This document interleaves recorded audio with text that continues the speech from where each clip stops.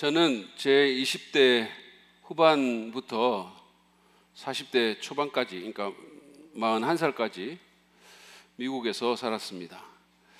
유학생으로 공부를 하면서 아르바이트로 일도 이렇게 했습니다. 어떤 일을 했는가 궁금하시죠? 궁금 안 하세요? 네. 청소도 하고, 그 다음에 뭐 소포 발송하는 거 이런 거 돕고 이런 일들을 했죠. 저희 아내도 편의점에서 한동안 일을 했습니다.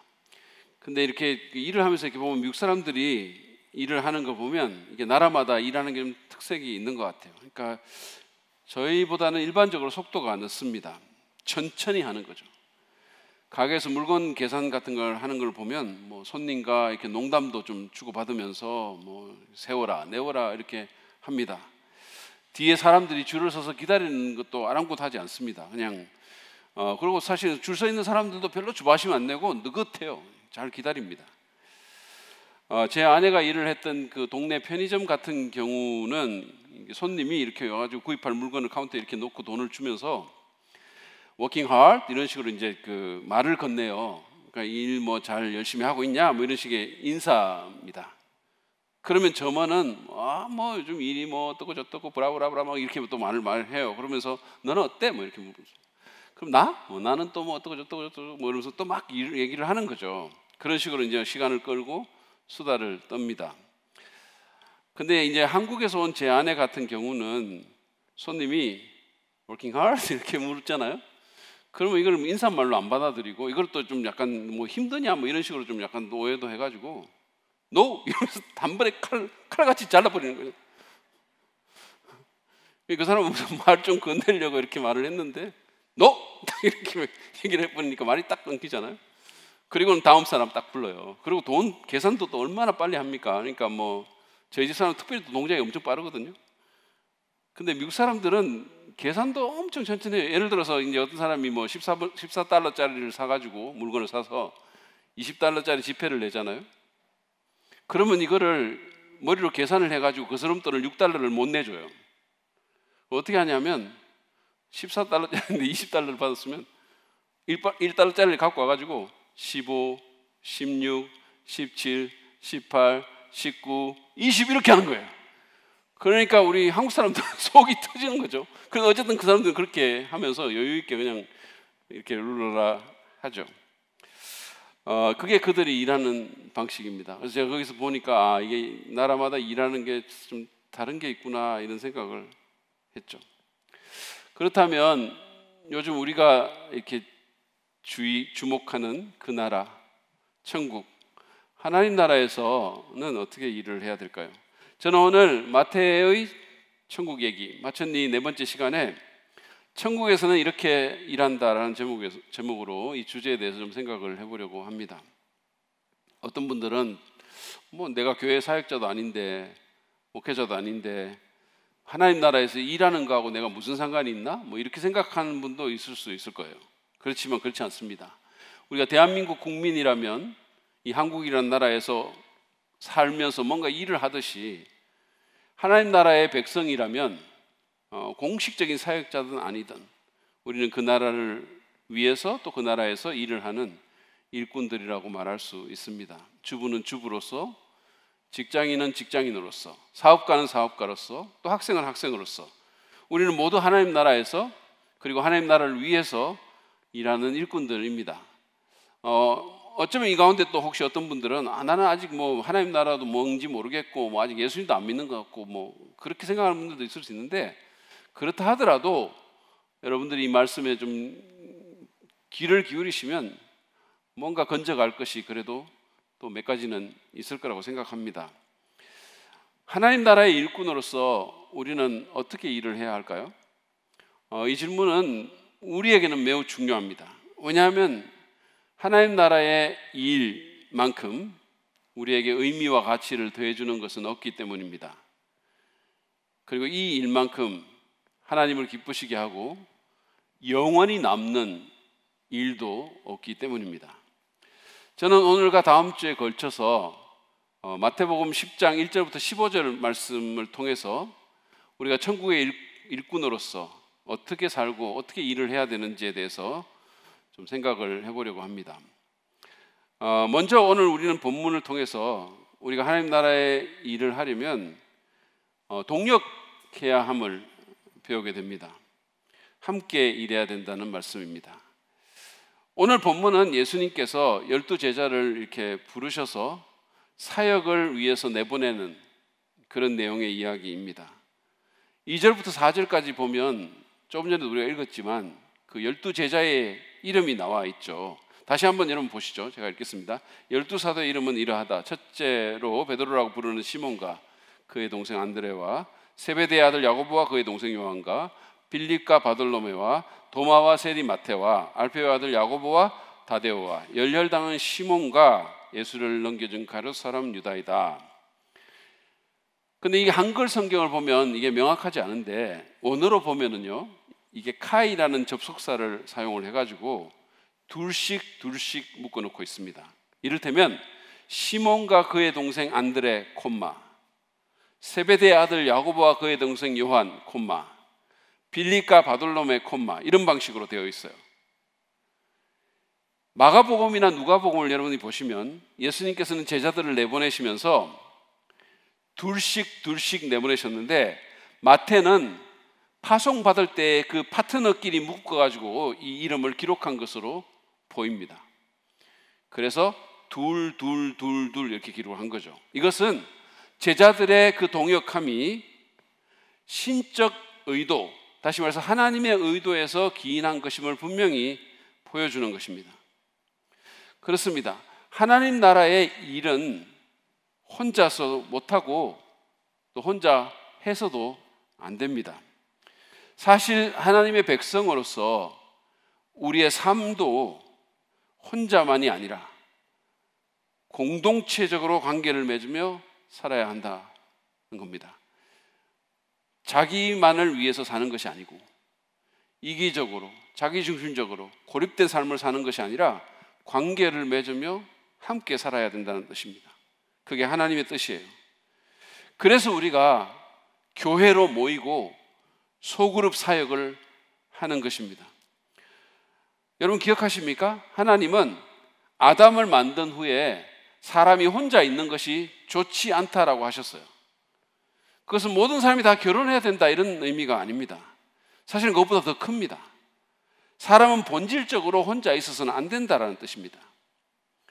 그래서 하나님께서 사람을 만들 때 처음부터 두 사람으로 만드시고, 그리고 사람을 사회적인 또는 공동체적인 또는 관계적인 존재로 만드신 겁니다. 같이 살게 하신 거예요. 미국 서부의 사학 명문인 USC라는 대학에, 그 남가주 대학이라고 하죠. 그 대학에서 교수를 했던 달라스 윌러드 박사는 이렇게 말을 했습니다. 인류 역사 가운데 하나님의 목표는 서로 사랑하는 사람들의 총괄적인 공동체를 만드는 것이다. 하나님 자신도 그 공동체의 가장 영광스러운 거주자요 주된 유지자로 참여하신다. 하나님의 목표가 공동체를 만드는 거라는 거예요. 사랑하는 사람들이 서로 관계를 맺고 살아가는 거대한 공동체를 만드는 것이 인류 역사를 향한 하나님의 목표다라는 겁니다. 여러분 아십니까? 천국은 공동체입니다. 현재적인 의미에서도 그렇고 미래적인 의미에서는 더욱 그러합니다. 여러분 천국이라는 것이 서로 멀리 떨어져서 뭐 하늘에 이 구름 저 구름에 하나씩 걸터 앉아가지고 영원토록 하프 치고 있는 그런 거 아니에요. 천국은 하나님께서 만드시려는 새하늘과 새 땅은 하나의 크고 사랑이 넘치는 가족입니다. 하나님 자신이 삼위일체 하나님이 아니십니까? 그분 자신이 본질적으로 공동체적이고 관계적인 존재가 아니십니까? 그래서 그분이 우리를 당신의 형상대로, 다시 말해서 관계적인 존재로 우리를 만드신 거 아닙니까? 그래서 우리 안에 이 관계에 대한, 친밀한 관계에 대한 갈망이 있는 거 아닙니까? 그렇기 때문에 함께 하는 것이 모든 면에서 좋은 것입니다. 이것은 영적인 정서적인 삶의 뿐만 아니라 건강이라든지 수명에도 심지어는 영향을 미칩니다. 이건 제가 그냥 하는 말씀이 아니고 하버드 대학교의 교수들이 수십 년간 임상 실험을 한 거예요. 오랫동안. 그래서 밝혀낸 거예요. 존 올트버그는 그래서 이 원리를 이렇게 표현했습니다. 혼자 브로콜리를 먹는 것보다 함께 감자 프라이를 먹는 것이 낫다 그랬어요. 브로콜리 건강에 얼마나 좋습니까? 감자 프라이 건강에 얼마나 나쁩니까? 그래도 혼자 건강에 좋은 보약 먹는 것보다 같이 대화하고 웃으면서 컵라면 같은 거 먹는 게 더 낫다라는 거예요. 심지어는 건강에도 그렇다는 얘기입니다. 그렇다고 너무 컵라면 많이 드시지 마시기 바랍니다. 어쨌든 함께 하는 것, 공동체가 하나님의 뜻이라는 거예요. 하나님 나라의 사역도 마찬가지입니다. 우리는 함께 일을 해야 되고 서로 격려하고 서로 중보해야 됩니다. 물론 힘들 때가 있죠. 부대끼고 사람과의 관계 맺는 게 늘 쉽지만 않죠. 상처도 받죠. 그렇지만 그렇게 해야 되는 거예요. 그게 궁극적으로는 우리에게도 더 낫다는 겁니다. 스티브 포브라는 사람은 성공의 스펠링은 SUCC 이게 아니고 성공의 스펠링은 TEAMWORK다 라고 말했어요. 성공의 스펠링은 팀워크라는 거예요. 함께 일하는 게 성공이라는 겁니다. 힘을 모아 동력할 때 성공도 할 수 있다는 뜻입니다. 사실 어떤 중요한 일도 혼자서 되는 것은 없습니다. 심지어는 정말 혼자서만 하는 것 같은, 이를테면 설교 사역 같은 것도 혼자만의 일이 아닙니다. 제 목소리와 영상이 나가도록 음향팀이 함께 해주고, 그렇죠? 아웃라인을 PPT로 만들어서 띄워주고, 찬양팀이 이 설교에 맞는 그런 찬송으로 또 섬겨주죠. 설교를 위해서 기도해주는 중보기도 팀도 있습니다. 제 설교가 기독교 방송으로 더 많은 사람에게 나가도록 물질로 섬기는 성도도 있습니다. 거기다가 수많은 성도들이 비록 자인은 아닐지 몰라도 제 설교에 필요한 예화를 몸으로 제공을 해주고 있지 않습니까? 저는 주중에 우리 교회 성도들이 이렇게 왔다 갔다 하면 그게 움직이는 예화로 보이는 거예요. 지난 주중에는 만삭이 돼서 그 배가 경이롭게 부풀어 오른 박수정 사모를 제가 몇 번 마주쳤는데, 저 놀라운 배를 예화로 쓰지 않는다면 그건 범죄 행위와 같아, 이런 생각이 드는 거죠. 하나님이 내게 벌에 벌을 더하실 거야. 반드시 저 배를 예화로 써야 돼. 그렇게 의무감이 들었어요. 이제는 성도들도 아는 거예요. 어떤 일이 생기면 이거 설교 나오겠구나, 이렇게 스스로들 생각하십니다. 감을 잡는 거죠. 이를테면 지난번 헌혈 행사할 때 저와 윤석호 목사님이 사람들의 기대하는 다른 결과가 나왔을 때 한 자매가 그렇게 말을 하더라고. 그날 이거 곧 설교 나오겠다, 이러는 거예요. 그래서 제가 그 자매를 실망시킬 수 없어가지고 지난주에 예화로 쓴 겁니다. 여러분, 설교 사역만이 아닙니다. 하나님 나라를 위한 모든 사역은 함께 해야 합니다. 사실은 선교사님이 혼자 오지에 들어가서 사역합니까? 같이 하는 사역이에요. 보내는 사람이 있고 가는 사람이 있잖아요. 기도하는 사람, 물질로 후원하는 사람, 같이 하는 거죠. 우리 교회와 협력하는 컴패션 사역도 보십시오. 서정인, 그 대표인 서정인 목사님과 직원들만이 그 사역하는 거 아닙니다. 차인표 씨, 신혜라 씨 같은 배우들로부터 시작해가지고 수많은 자원봉사자들, 그리고 우리 교회와 같은 협력교회들이 함께 그 사역을 이루는 거예요. 우리가 천국에서 일을 하려면 우리는 동력하는 것을 배워야 합니다. 독불 장군처럼 그렇게 행동해서는 안 된다는 거예요. 아무리 재능이 많고 아무리 뛰어나다 하더라도 우리는 다른 사람을 인정하고 존중하는 방식을 배워야 됩니다. 함께 일할 줄 알아야 된다는 거예요. 기다려줄 줄도 알아야 합니다. 용서하고 용납하는 것도 필요합니다. 리더십을 존중하고 자기 생각과 고집을 내려놓는 것도 필요합니다. 그런 가운데 서로 손을 맞잡고 함께 일을 해야 된다는 거예요. 여러분, 그런 가운데 일만 되는 것이 아니라 인간으로서의 내가 성숙해지는 거예요. 내 교만한 것들, 내 모난 부분들이 함께 일하는 가운데 깎여 나가고, 때로는 아프죠. 때로는 상처가 있죠. 그런 과정을 통해서 인간으로서, 그리스도인으로서 내가 더 성장해지기를 하나님이 원하시는 거예요. 하나님은 일만 되어지는 것에 관심이 있는 게 아니에요. 그 일을 통해서 사람이 빚어지기를 원하시는 거죠. 함께 할 줄 모르는, 나이는 많이 먹어가지고 사람은 몸은 큰데 함께 할 줄 모르는 미성숙한 사람들이 얼마나 많은지 몰라요. 자기 생각만 하고, 자기 방식만 고집하고, 자기 뜻대로 안 되면 무지하게 화내고. 하나님은 그런 어린아이로 우리가 살기를 원치 않는 거죠. 우리는 함께 일하기를 배워야 돼요. 서로를 돌아볼 줄 알아야 합니다. 그래서 한 사람이 넘어지면 다른 사람이 일으켜줘야 되고, 한 사람이 낙심하면 다른 사람이 힘과 용기를 불러 일으켜줘야 되는 거예요. 우리는 모두 서로를 필요로 합니다.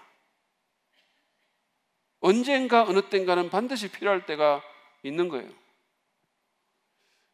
천국에는 외톨이가 없다는 말이 있습니다. 그러므로 단순히 그냥 일을 같이 하는 그런 사람을 만드는 것이 아니라 영적인 동지, 영적인 친구를 만드시기를 바랍니다. 그래서 한 마음으로 같이 즐겁게 일할 수 있도록, 어려움이 있더라도 같이 극복할 수 있도록, 이 힘들고 고단한 이 인생을 같이 손잡고 걸어갈 수 있도록, 그럴 때 힘이 배가 됩니다. 그럴 때 효과가 나는 거예요. 시너지 효과가 나는 겁니다. 그럴 때 하나님 나라가 힘있게 확장되는 것입니다.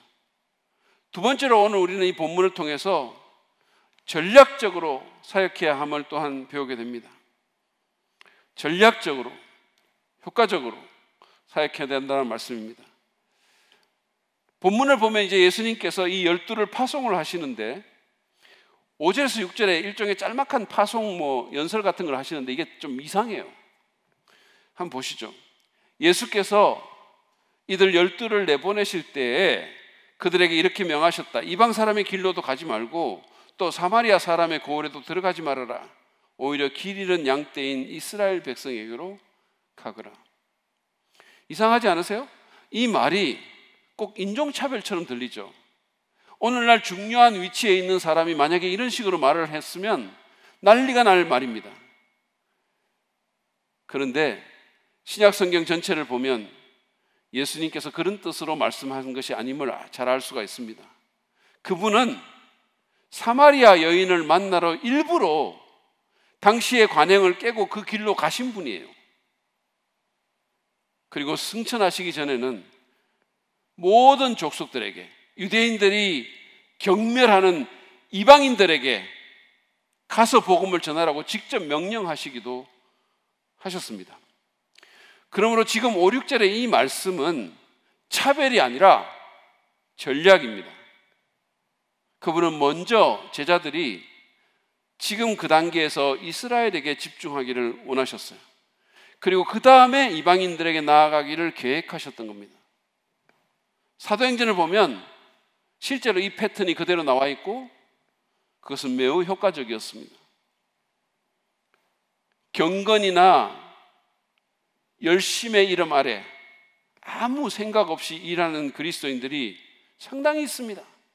그냥 생각 안 하고 그냥 기도만 하면 다 되는 줄 알고, 제가 기도의 어떤 효과를 절대로 가소평가하지 않습니다. 조금 나중에 들어보시면 알 거예요. 근데 아무 생각 없이 그냥 일하는 사람들이 있는 거죠. 여러분, 사진을 한번 보세요. 어떤 생각이 드세요? 전국 멍때리기 대회 우승자들이에요. 중고등부 예배실에 가면 맞추실 수 있는 그런 표정들이죠. 이런 표정들. 예전에 어떤 카드 회사에서 광고를 했는데 아무것도 안 하고 싶다. 이미 아무것도 안 하고 있지만 더 격렬하게 아무것도 안 하고 싶다라는 그런 간구가 있었어요. 이 표정이 예술입니다. 이 초점이 흐릿한 눈을 보세요. 근데 이 변종이 또 있는데 그게 뭐냐면 나는 아무 생각이 없다. 왜냐하면 아무 생각이 없기 때문이다. 압권입니다. 압권이에요. 이 광고 문구처럼 멍 때리기 대회 우승자들처럼 아무 생각 없이 일하면 안 된다는 거예요. 저는 오래전에 제 아내와 같이 어떤 작은 교회를 처음으로 방문한 적이 있어요. 신혼 때인데 근데 이제 그 교회는 작은 교회였고 의자가 없었어요. 그냥 거실 같은 데 이렇게 앉아가지고 땅바닥에 다 성도들이 앉아 있는데, 그런데 이제 환영 시간에 저희 보고 일어나라고 하는 거예요. 사람들은 다 의자도 아니고 바닥에 앉아 있고 처음 간 우리만 산처럼 우뚝 솟은 거죠. 근데 모든 눈이 저희한테 다 쏠릴 거 아닙니까? 그 상황에서. 그런데 또 우리를 향해서 손을 이렇게 뻗쳐가지고 환영 축복송을 불러주는데 2절까지 또 이렇게 부르는 거예요. 벌이었어요, 벌. 정말로 불편했었어요. 물론 압니다. 그분들은 좋은 의도로 우리를 환영해주고 싶어서 그러셨을 거예요. 그렇지만 거기 새로운 사람의 입장을 한 번이라도 그들이 생각했다면 그것과는 다른 방식으로 환영해주지 않았을까요? 하나님께서 우리에게 왜 머리를 주셨겠는지 생각해 보십시오. 왜 주셨겠어요? 염색하라고 주셨을까요? 누가 머리 사이즈 작은가를 자랑하라고 주셨을까요? 여러분, 우리 모두에게 브레인을 주신 하나님의 그 깊은 뜻을 생각해 보시기 바랍니다. 이거 그냥 멋있으라고 주신 거 아닙니다. 장식으로 준 거 아니라는 거예요. 머리는 쓰라고 주신 거예요. 제가 또 이런 말 하면 그래 쓴다 헤딩하고 헤드록 하고 그렇게 쓰라고 주신 게 아니에요. 생각하라고 준 거잖아요. 예수님께서는 제자들에게 비둘기처럼 순결하고 뱀처럼 지혜롭기를 주문하셨어요. 근데 어떤 목회자나 장로나 교인들 같은 거 보면 비둘기처럼 멍청하고 뱀처럼 사악합니다. 제발 생각하면서 일합시다. 열심히 일하는 것도 좋지만 똑똑하게 일하는 것이 더 중요한 거예요. 하나님이 우리에게 그걸 주셨잖아요. 생각하면서 일을 해야 되는 거예요. 생각하면서. 전략적으로 살고 사역하시기를 바랍니다. 제가 신년 부흥에서 나눈 것처럼 어떤 선택을 하고 결정을 내릴 때, 어떤 기회와 어떤 초청에 우리가 직면했을 때 무엇이 가장 지혜로운 길인지 질문할 필요가 있는 거예요. 여러분이 여러분의 인생을 정말로 사랑한다면, 여러분이 여러분 자신의 가장 최악의 적이 되기를 원치 않는다면 어떤 결정을 내릴 때 함부로 결정 내리지 말고 본능이나 충동으로 움직이지 말고 하고 싶다고 다 하지 말고 생각해 보라는 거예요. 질문해 보라는 거예요. 뭐가 정말 지혜로운 길일지. 여러분 생각나세요? 앤디 스탠리가 인생 대질문이라고 명명한 그 질문 말입니다. 내 과거의 경험과 현재의 상황 그리고 미래의 꿈과 희망에 비추어 지혜로운 길은 무엇인가? 질문하면서 사십시오. 그리고 사역을 할 때도 잘 생각하면서 무엇이 가장 지혜롭고 효과적일지 질문하시길 바랍니다. 여러분 바울을 한번 보세요. 바울의 선교 여행을 분석해 보면 이 사람은 언제나 대도시를 먼저 공략했어요. 대도시, 에베소스 같은 데살로니가 같은 큰 도시를 집중적으로 공략합니다. 고린도 같은. 왜냐하면 거기에 인재들이 있고 거기에 사람들이 많기 때문이에요.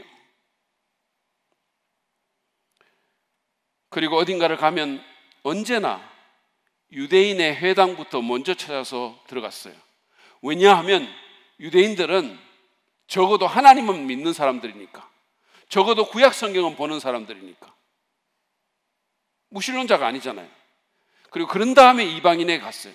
그리고 이방인에게 전도할 때도 이렇게 보면 유대인들과는 접근 방식이 완전히 달라요. 유대인들에게는 구약 성경을 갖고 논증을 했다면 이방인들에게는 그들의 상황이라든지 그들의 시라든지 그들이 알고 있는 어떤 지식에서부터 시작하는 거예요.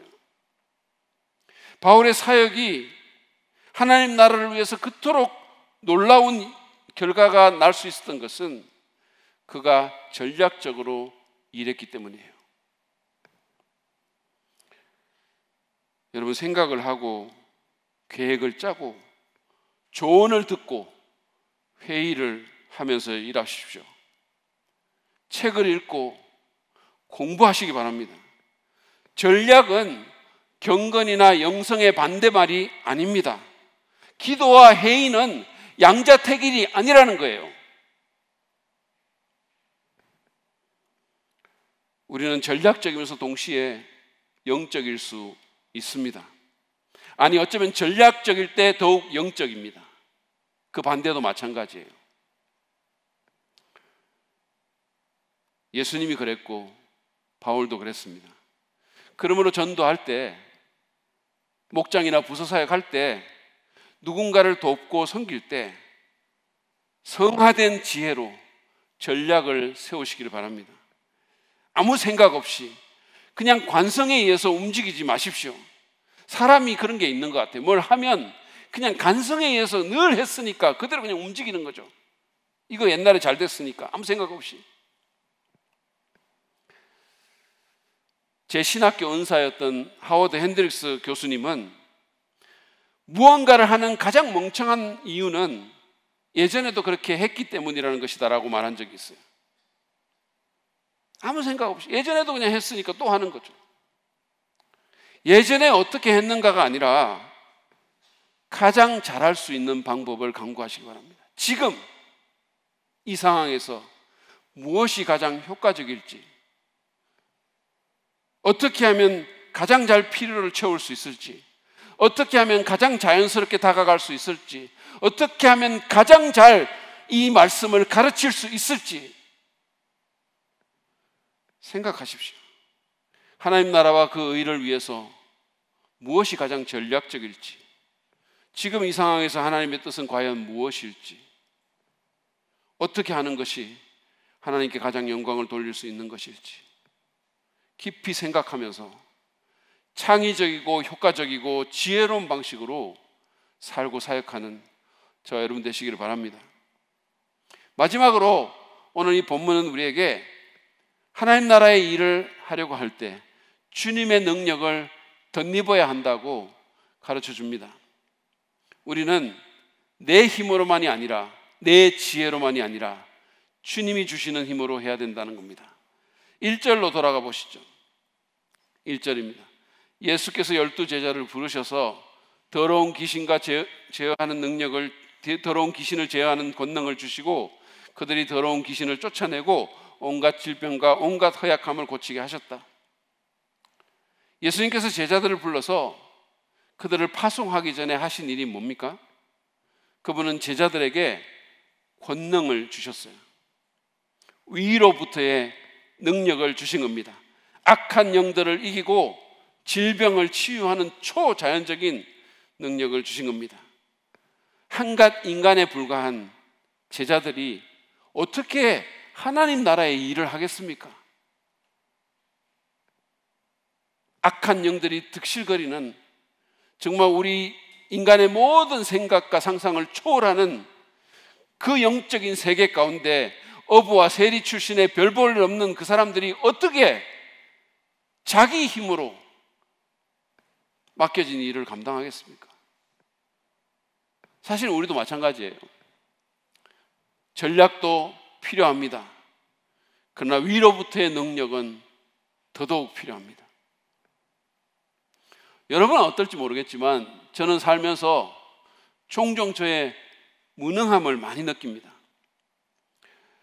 작년인가 그 신학교, 저희 신학교가 이천에 있는데 신학교 학생들과 그 이천에 보면 설봉산이라는 산이 있어요. 그 산에 갔던 적이 있습니다. 이게 해발 394m밖에 안 되는 굉장히 나지막한 산이에요. 그런데 한 100m쯤이나 올라갔을까요? 모르겠어요. 얼마나, 한 30분 정도 걸었을까? 한 1시간 걸었을까? 모르겠어요. 숨이 가빠가지고 더 이상 갈 수가 없는 거예요. 숨이 막 너무 가빠지는 거죠. 여학생들도 가뿐히 그냥 올라가는데, 저를 막 계속 다 초월하는 조그만한 여학생들도 다 초월해 가는데, 숨이 너무 가빠가지고 막 계속 뒤처지고 막 민폐가 되는 거예요. 민폐가. 그래가지고 결국 저만 뒤처져 가지고 포기하고 말았어요. 여러분, 제가 누굽니까? 신학교에서 캐주얼한 옷을 입고 다니면 모르는 사람들이 학생인 줄 아는 유일한 교수가 아닙니까? 세월이 가도 외모에 거의 변화가 없는 불가사리한 영원한 청춘이 아닙니까?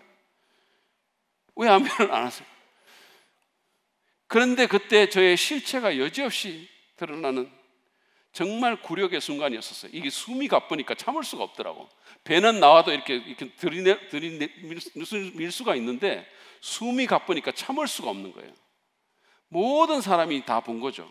저의 저질 체력을. 이 신체적인 무력감을 절실히 느낀 순간이었어요. 근데 사실은 그것보다 훨씬 더 참담할 때가 있습니다. 바로 영적인 무력감을 느낄 때예요.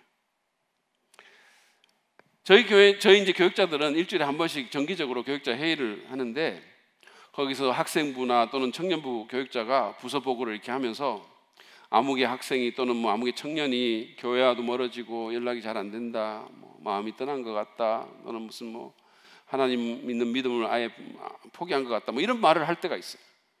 그러면 마음이 너무 아프면서 깊은 무력감을 느껴요. 정말 그 무력감을 이루 말로 표현할 수가 없어요. 어떻게 저 아이의 신앙을 회복하고 그 마음을 주님께로 돌이킬 수 있을까?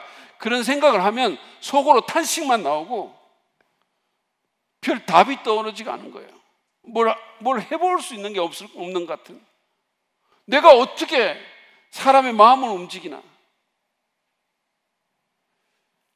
여러분은 어떠세요? 여러분은 자녀들의 마음을 움직일 수 있습니까? 그 아이들에게 영향을 미치는 이 타락한 세상과 그 배후에서 역사하는 악한 영들의 공세를 막을 수 있습니까?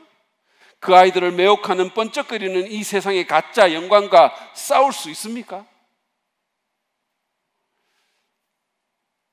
그럴 수 있나요? 아니 뭐 다른 사람 다 차치하고 아이도 차치하고 여러분 자신의 삶 가운데서 벌어지는 영적 전쟁에서 승리할 수 있습니까? 여러분 자신의 삶을 통제할 수 있습니까? 요동치는 여러분의 마음을 다스릴 수 있으세요? 나쁜 습관을 극복할 수 있습니까? 최근에 제가 추천사를 쓴 책 한 권이 나왔는데 제목이 중독에서 자유로워지려면 이라는 책입니다. 부제는 원치 않는 습관에서 벗어나는 법, 성경에서 찾다라는 것인데, 이 책의 저자가 마이클 그롭스라는 미국의 크리스천 상담학자예요. 심리학자입니다. 근데 이분은 이 책에서 중독의 핵심 단어가 무능력이다라고 말을 했어요. 중독의 핵심 단어가 무능력이다. 어떤 행위들을 멈추거나 마음대로 조절할 수 없는 개인의 무능력이 중독 현상의 중심에 있다는 거예요. 안 하고 싶은데, 이거 끊고 싶은데 못하는 거죠. 할 수가 없는 거죠. 여러분은 중독과 원치 않는 습관에서 자유로울 수 있습니까? 그럴 수 있나요? 그리고 더 나아가서 다른 사람들을 치유하고 그들이 자유롭게 되도록 도울 수 있으십니까? 아니 누군가에게 복음을 전해서 그들이 예수님을 믿게 되고 인생이 변화되게 되고 그 삶을 근본적으로 바꾸는 그 일을 여러분 하실 수 있습니까? 저는 못합니다. 제게는 그런 능력이 없어요. 제가 좋아하는 찬송 중에 나는 아무것도 아닙니다라는 그런 곡이 있어요. 나는 아무것도 아닙니다. 주님의 사랑이 없으면 나는 아무것도 모릅니다. 주님의 지혜가 없으면. 더 이상해지기 전에 여기까지만 하겠는데요. 근데 이 찬송을 보면 그 다음 가사가 이렇습니다. 나는 아무것도 못합니다. 주님의 능력이 없으면 나는 한순간도 못 삽니다.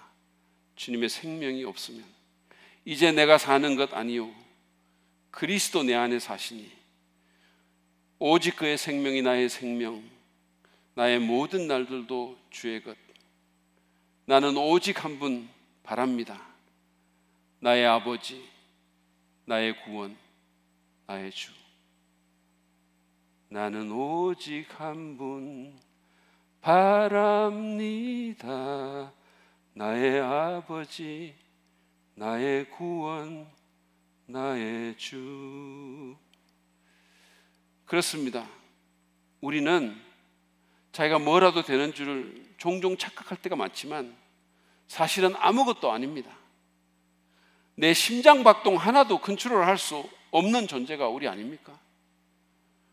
생물도 아닌 코로나 바이러스 그것 때문에 어쩔 줄 몰라 하는 존재가 우리 아닙니까?